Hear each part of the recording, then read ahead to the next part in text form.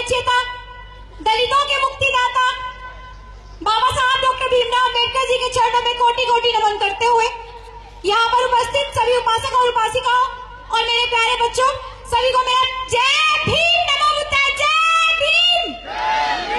साथियों, जैसा कि हम सब लोग जानते हैं कि आज दीपावली है, लेकिन हम यहाँ दीपावली नहीं, हम लोग यहाँ दीपदान उत्सव मनाने के लिए बैठे हैं। सबसे पहले मैं आपको बताना चाहूंगी कि दीपदान उत्सव हम मनाते क्यों हैं। भगवान बुद्ध के दिए 84,000 उपदेश, भगवान बुद्ध के दिए 84,000 उपदेशों की याद में सम्राट अशोक ने इस जम्बूद्वीप भारत में 84,000 धन स्कंद बनवाए। इसलिए हम लोग दीपावली मनाते हैं। लेकिन हम लोगों को जो बताया जाता है, हम लोगों को बताया जाता है कि राम और लक्ष्मण अयोध्या से वापस लौटे थे, जिसकी खुशी में अयोध्या वासियों ने दीप जलाकर उनका स्वागत किया था।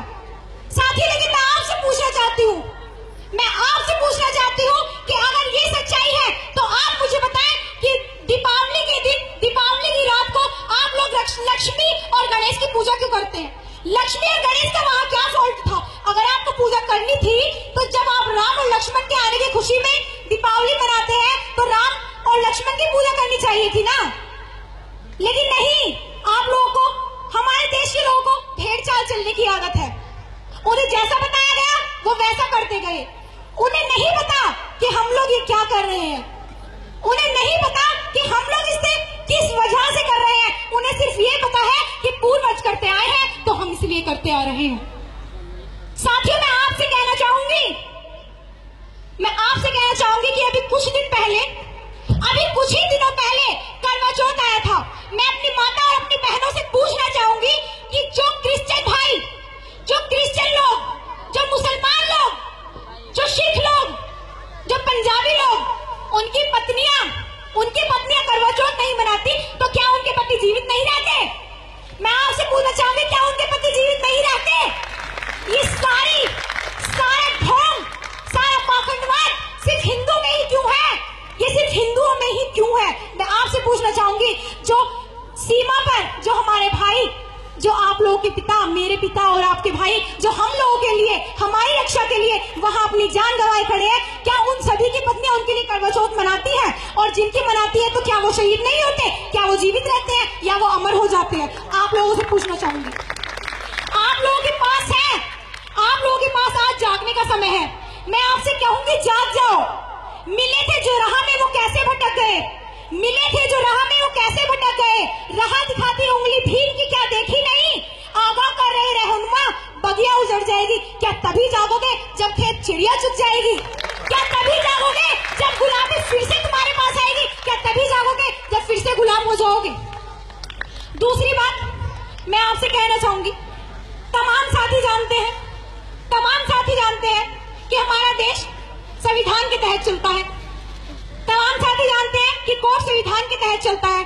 तमाम साथी जानते हैं कि जज संविधान के तहत चलते हैं। उसके बावजूद कोर्ट में केस शुरू होने से पहले हमारे सामने भगवत गीता रखी जाती है और कहा जाता है, कसम खाओ, जो कहोगे सच के सिवा कुछ नहीं कहोगे। क्या आप लोगों को नहीं लगता जब संविधान के तहत सब कुछ चलता है तो हमारे सामने संविधान लाके कहा जाए कि संविधान की कसम खाओ, जो कहोगे सच के सिवा कुछ नहीं कहोगे? क्या नहीं लगता आपको? ये सिस्टम बदलना चाहिए या नहीं? कैसे बदलेगा? जब सत्ता हमारे हाथों में होगी। और सत्ता हमारे हाथों में कब होगी? जब बहन जी इस देश की प्रधानमंत्री बनेंगे, उस दिन सत्ता हमारे हाथों में होगी। दोस्तों, मैं आपसे कहना चाहूंगी, मेरे पिता अनिल गौतम जी जो मंच संचालन कर रहे हैं, बचपन से अपने घर में सुनती आई हूँ, बाबा साहब ने हमारे लिए ये किया, वो किया, 4 बच्चों की कुर्बानी दी, अपने जीवन की, अपनी जवानी की, अपने बचपन की, पूरा संघर्ष हमारे लिए क्या सब कुछ त्याग दिया, अपनी पत्नी की, अपने बच्चों की अपनी कुर्बानी हमारे लिए दे दी। मैं पूछना चाहूंगी, कहाँ है वो कुर्बानी? दिखाओ जरा मुझे, मैं आपको बताती हूँ कहाँ है वो कुर्बानी। बाबा साहब जहाँ के थे वहां चले गए, वो जहाँ के थे वहां चले गए। उनके 4 बच्चों की कुर्बानी, उनकी पत्नी की कुर्बानी, उनके बचपन की कुर्बानी, उनकी जवानी की कुर्बानी, उनके पूरे जीवन की कुर्बानी संविधान के अंदर है साथियों। और संविधान सिर्फ मेरा या आपका नहीं,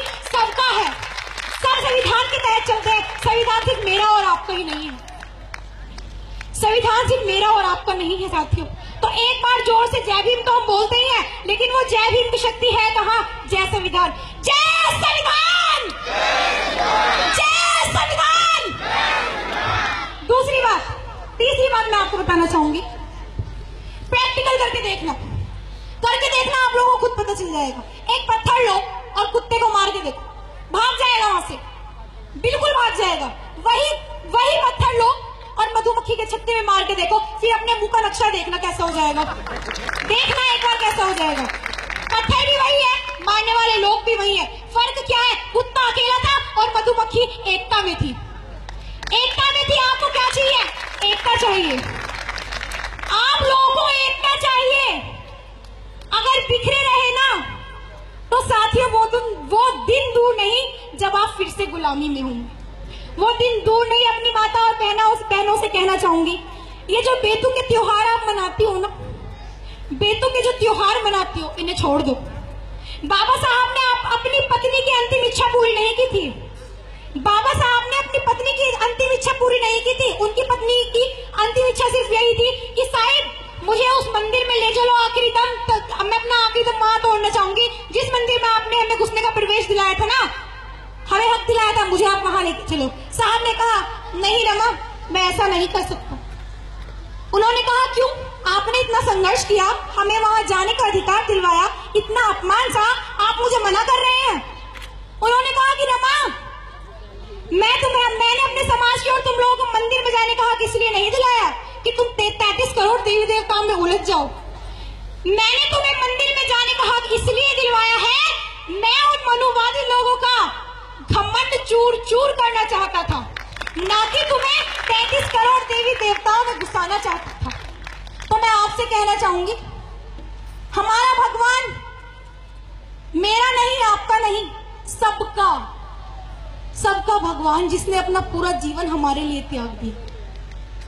हम लोग कितना भी नहीं कर सकते, क्या हम लोग इतना भी नहीं कर सकते कि उस पाखंडवाद से दूर निकल जाए? उसमें हमारी ही भलाई है, वरना वो दिन दूर नहीं, फिर से कहूंगी वो दिन दूर नहीं। अगर आप आज इन पुरुषों के बराबर में बैठी है ना, नए नए वस्त्रों में, और मैं यहाँ बोल रही हूँ एक लड़की होकर के, तो ये किसी और की देन नहीं है, ये बाबा साहब डॉक्टर भीमराव अंबेडकर जी की देन है, जिन्होंने 1951 में हिंदू कोड बिल के तहत मुझे और आप सबको ये तमाम अधिकार दिलाए। साथियों, समय बहुत कम है और वक्तागण बहुत ज्यादा है, तो मैं अपनी बात को शॉर्ट में ही विराम देती हूँ, अपनी बात को यही विराम देती हूँ। जय भीम, जय भीम, जय संविधान, जय संविधान, जय भीम।